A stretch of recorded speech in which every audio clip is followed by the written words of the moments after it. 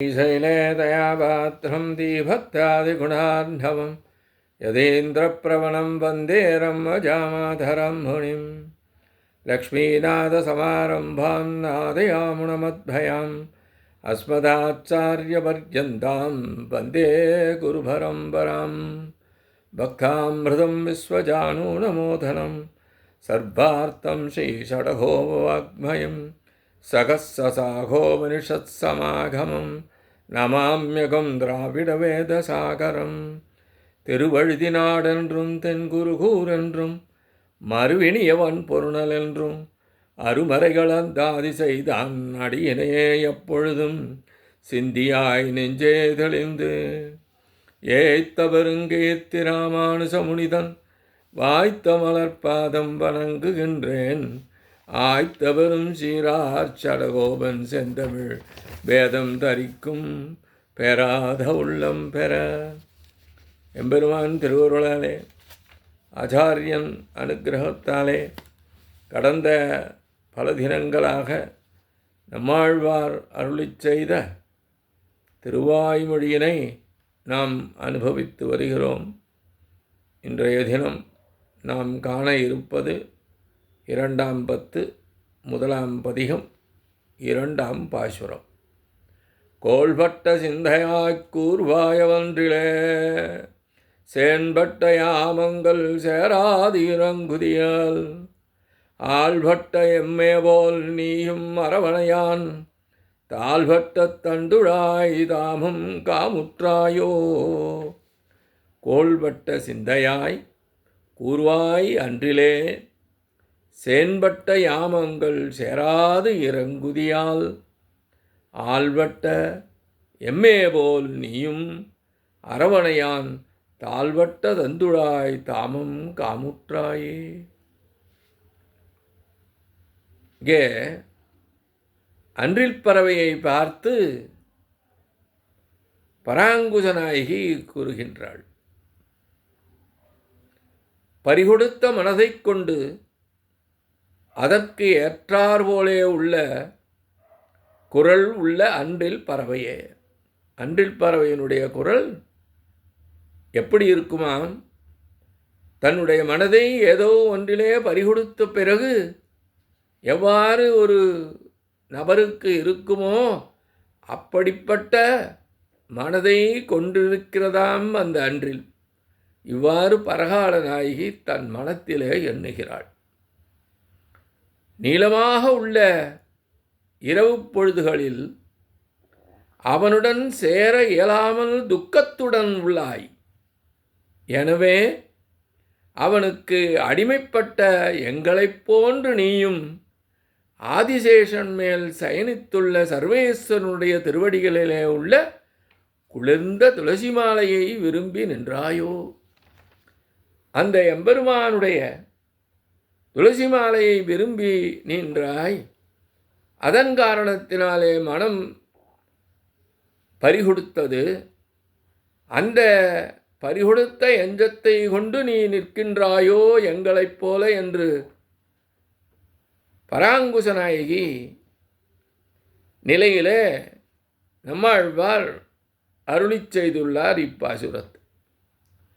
சென்ற பாட்டிலே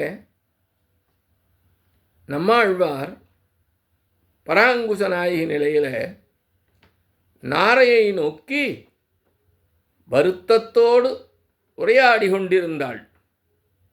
அந்த நேரத்தில் அருகே இருந்த ஒரு பனைமரத்தில் இருந்த அன்றில் பறவையானது தன் வாய் அலகை நெகிழ்ந்தபடி அழைத்தது. இப்படியாக ஒலித்த அந்த துன்பம் நிறைந்த குரலை கேட்ட இவள், பாவியாகிய என்னைப் போன்று நீயும் அகப்பட்டாயோ என்கின்றாள். கோட்பட்ட சிந்தனையாய் என்றால் அபகரிக்கப்பட்ட மனம் உடையதாய் என்ற பொருள். அபகரிக்கப்பட்ட மனம் என்று எப்படி அறியப்பட்டது? அந்த அன்றில் பறவையின் பிடிப்பற்ற குரல் என்பது இந்த பறவை உள்ளத்தை இழந்தது என்று பராங்குசநாயகிக்கு தோன்றியது. இரவு மட்டும் நின்றிருக்கவில்லை, இரவு பொழுதின் ஒவ்வொரு யாமங்களும் நின்றுள்ளதாக தோன்றியது இவளுக்கு. ஒரு நாளைக்கு 24 மணி நேரங்கள். அந்த 24 மணி நேரத்தை 8 ஜாமங்கள் அல்லது யாமங்கள் என்று நாம் கூறுவோம். அப்படி இரவு பொழுது மட்டும் நீளவில்லையாம், அந்த ஒவ்வொரு ஜாமமும் யாமமும் நீண்டலாம் பராங்குச நாயகிக்கு. நீண்டதாக பிரிகின்ற யாமங்கள் என்ற போதிலும் படுக்கையிலே கிடந்தால் உயிர் தரிக்கலாம். ஆனால் அப்படியும் செய்ய இயலாமல் வருத்தம் தோன்றக்கூடிய மனதை உடையவளாயிருக்கின்றாயே, உள்ளத்தை வரிகொடுத்து படுக்கையிலும் கிடக்க இயலாமல் நோய் உண்டாகும்படி நீயும் என்னை போன்று அவன் திருவடிகளிலே அடிமைத்தனம் என்ற வாசனையில் அகப்பட்டாயோ என்று மனம் வருந்துகிறாள் பராங்குச நாயகி.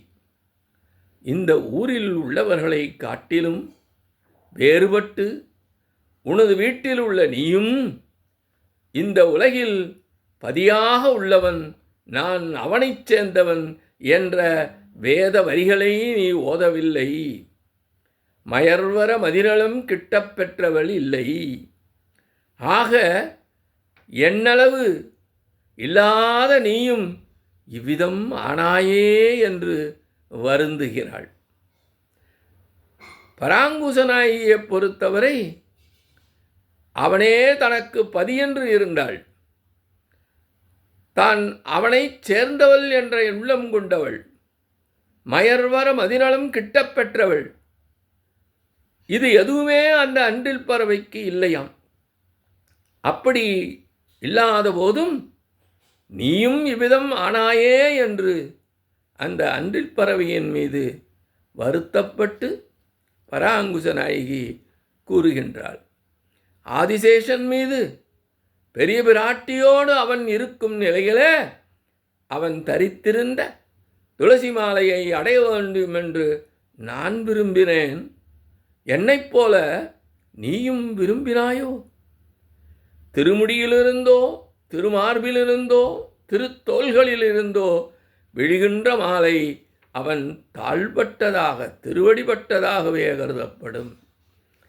அவர்கள் ஒன்றாக இருப்பது போன்று நாமும் இருக்க வேண்டும் என்ற அளவிலே நீ நின்றால் ஆகாதோ? அந்த துளசி மாலையை பெற்றால் உயிர் தரிப்பது, இல்லையேல் முடிவது என்ற நிலை ஏற்பட்டதோ? அதைத்தான் காமுற்றாயோ என்று ஆழ்வார் அருளிச் செய்துள்ளார். அவன் மார்பினை தழுவக் கருதிதான் துன்புற்று உறங்காமல் இருக்கின்றாயோ என்று கேட்கிறாள் பராங்குச நாயகி என்கின்றார் இப்பாசுரத்திலே ஆழ்வார் என்பதாக இப்பாசுர விளக்கம் நிறைகிறது. இத்தோடு இன்றைய காலை நிறைவு செய்கிறோம். எம்பெருமான் திருவடிகளே சரணம். நம்மாழ்வார் திருவடிகளே சரணம். எம்பார் திருவடிகளே சரணம்.